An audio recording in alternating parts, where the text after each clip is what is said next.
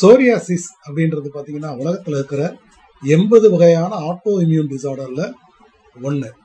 அதையும் டயட்ல நம்ம ஓரளவுக்கு கண்ட்ரோல் பண்ண முடியும் அப்படின்றத பல ஆய்வுகள் சொல்லுது.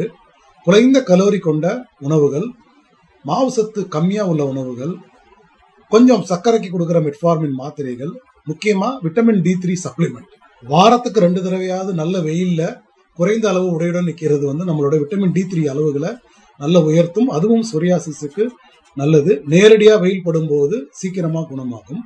கால்சியம் உணவுகளில் அதிகமாக எடுத்துக்கணும், இது ரொம்ப முக்கியம்.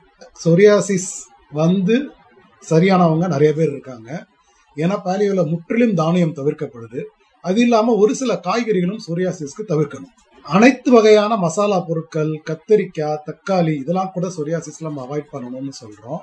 குறிப்பா எண்ணெய் வகைகள், தேங்காய் எண்ணெய், நெய் தவிர வேற எந்த எண்ணெயும் யூஸ் பண்ணாம இருக்கிறது சொரியாசிஸ்க்கு நல்லது.